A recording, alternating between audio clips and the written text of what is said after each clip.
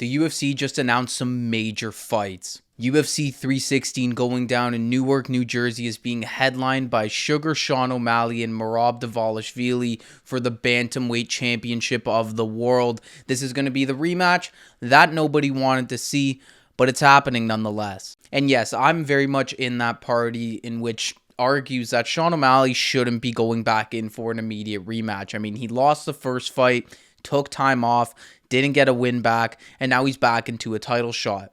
But when you actually break it down a little bit more, you kind of realize that there really isn't another clear option. I mean, look at the top of the bantamweight division. You have Umar, who just lost to Merab. Obviously, that wouldn't happen again. You have Petr Yan, who has gotten a couple wins as of late, but he also lost to Merab, and that fight was much more convincing than the Sean O'Malley one was. You have Corey Sandhagen, who lost to Umar Nurmagomedov, hasn't gotten a win in the meantime, so obviously he's not next. And then you have Figueiredo, who recently just lost to Petr Yan.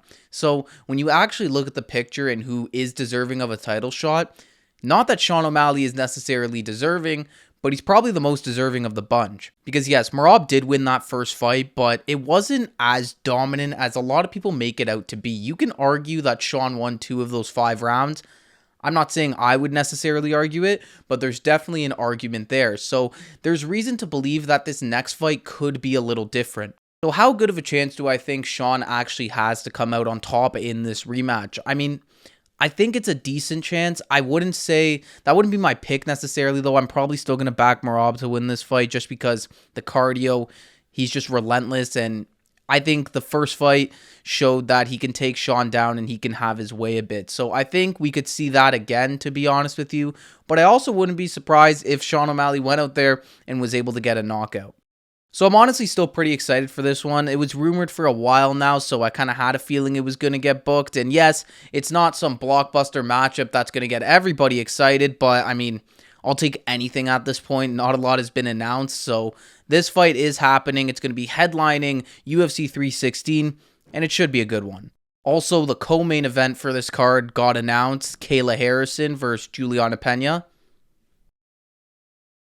Now on to the other exciting fight that was announced, Carlos Prates versus Ian Machado Gary. This one's headlining UFC Kansas City as Jamal Hill was forced to pull out of his fight with Khalil Roundtree due to injury, so these two step in. And honestly, props to Ian Gary. This dude is one of the most hated guys on the roster by many, and he still goes out there and fights absolute killers. He took the Shavkat fight on short notice. He's taken this one on short notice.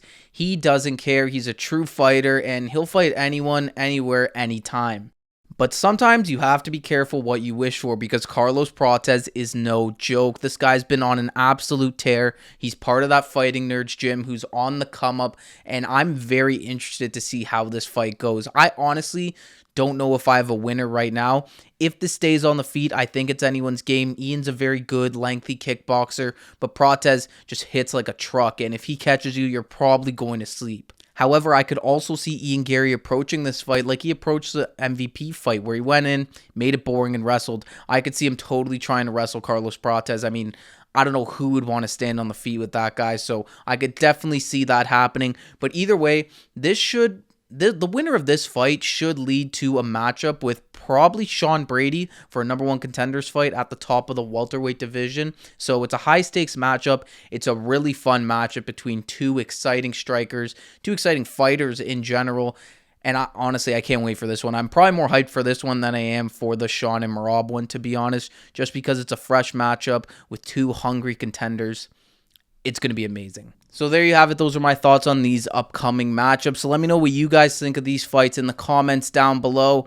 Hasn't been a lot to get excited about in the UFC as of late, but here are a couple ones that could change that. Thank you all for watching this video. Be sure to like and subscribe if you haven't already, and stay tuned for more content just like this. I'll see you all in the next one.